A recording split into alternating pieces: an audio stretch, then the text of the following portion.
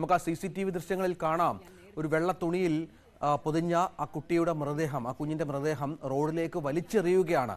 അത് ആ ഫ്ളാറ്റിൽ, സമീപത്തെ ഫ്ളാറ്റിൽ നിന്നാണ് വലിച്ചെറിഞ്ഞത്. അതിനുശേഷം നിരവധി വാഹനങ്ങൾ ഈ പ്രദേശത്ത് കൂടി കടന്നുപോയി എന്നുള്ളതാണ്. ഈ ഫ്ളാറ്റ് ഉടമകളടക്കം പറയുന്നത് ഈ സെക്യൂരിറ്റിമാരടക്കം അക്കാര്യത്തിൽ ഒരു ജാഗ്രത കാണിച്ചില്ല, ആരെങ്കിലും വിവരം അറിയിക്കാനുള്ള ശ്രമം നടത്തിയില്ല എന്നുള്ളതാണ്. ഈ ഫ്ളാറ്റുകൾ കേന്ദ്രീകരിച്ചുള്ള അന്വേഷണത്തിലാണ് ഇപ്പോൾ പോലീസ് ഉള്ളത്. കുറേ അധികം സമയം ഈ കുഞ്ഞിന്റെ മൃതദേഹം അവിടെ റോഡിൽ കിടന്നു.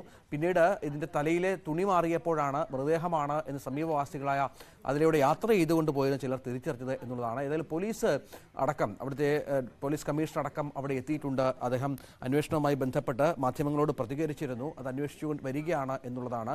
നമുക്ക് അത്ര അതിദാരുണമായ ഒരു സംഭവം റിപ്പോർട്ട് ചെയ്യപ്പെടുന്നത് കൊച്ചിയിൽ നിന്നാണ്. ഈ ഫ്ളാറ്റുകൾ, അവിടുത്തെ ഒരു സാഹചര്യം എങ്ങനെയാണ്?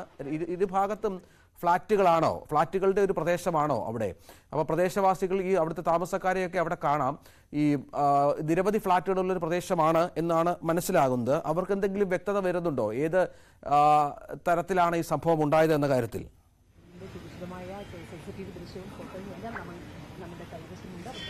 രഞ്ജിത്ത്, ഇവിടെ അടുത്തായി നിരവധി ഫ്ളാറ്റുകളുണ്ട്. തൊട്ട് അതിന്റെ എതിർവശത്ത് തന്നെ ഒരു 3 നില അപ്പാർട്ട്മെന്റ് പോലെ ഒരു ബിൽഡിംഗ് ഉണ്ട്. അതിന് തൊട്ടടുത്തായി നിരവധി ഫ്ളാറ്റുകളുണ്ട്.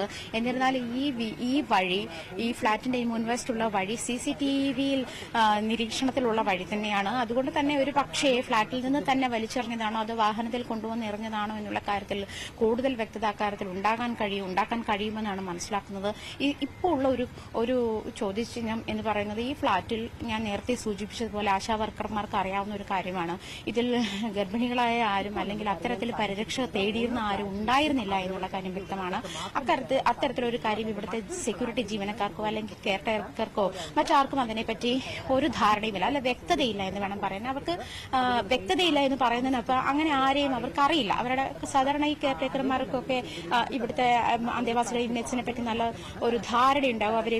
ഇവിടെ ജോലി ചെയ്യുന്ന അവരുടെ നിലവിലത്തെ അവസ്ഥ എന്താണ്, അങ്ങനത്തെ ഒരു ധാരണ ഉണ്ടാകാറുള്ളതാണ്. പക്ഷെ അവർക്ക് ആർക്കും ഇത്തരം കാര്യങ്ങളിൽ വ്യക്തതയില്ല എന്നാണ് നമുക്ക് മനസ്സിലാക്കാൻ കഴിയുന്നത്. ഈ ഒരു സാഹചര്യത്തിൽ ആരെങ്കിലും പുതുതായി വന്ന് താമസിച്ചതാണോ, അങ്ങനത്തെ ഇവിടെ 1-2 അപ്പാർട്ട്മെന്റുകൾ ഒഴിഞ്ഞു കിടപ്പുണ്ട്, അതിനെ കേന്ദ്രീകരിച്ചും അന്വേഷണം ഉണ്ടാകും എന്നാണ് ഇപ്പോൾ ACP നമ്മളോട് പറഞ്ഞത്. ആ ഒരു സാഹചര്യം കൂടി വ്യക്തമാക്കിയിട്ട് മാത്രമേ ഇതിനകത്ത് എന്താണ് സംഭവിച്ചത് എന്നുള്ള കാര്യത്തിൽ ധാരണയുണ്ടാകൂ എന്നാണ് മനസ്സിലാക്കാൻ കഴിയുന്നത്. എന്തായാലും ഇവിടെ അത്യാവശ്യം ജനനിബിഡമായ ഒരു പ്രദേശം തന്നെയാണ്. ആളുകൾ എപ്പോഴും രാത്രിയായാലും പകലായാലും അങ്ങോട്ടും ഇങ്ങോട്ടും ആളുകൾ യാത്ര പോയിക്കൊണ്ടിരിക്കുന്ന ഒരു സാഹചര്യം കൂടിയുള്ള ഒരു പ്രദേശമാണ്. ഈ ഒരു സാഹചര്യത്തിൽ എങ്ങനെയാണ് ഇത് സംഭവിച്ചത്, അല്ലെങ്കിൽ ആർക്ക് സംഭവിച്ച പിഴവാണ്? ഈ പറഞ്ഞതുപോലെ ലഹരി ഉപയോഗിച്ച് ആരെങ്കിലും ആ ഒരു സാഹചര്യത്തിൽ ചെയ്തു പോയതാണോ? ഹോം മെയ്ഡിന് സംഭവിച്ച അബദ്ധമാണോ? ജോലിക്കാരിക്ക് സംഭവിച്ച അബദ്ധമാണോ? ഇങ്ങനത്തെ കാര്യങ്ങളൊക്കെ പോലീസ് അന്വേഷിച്ച ശേഷം മാത്രമേ വ്യക്തമാവുകയുള്ളൂ.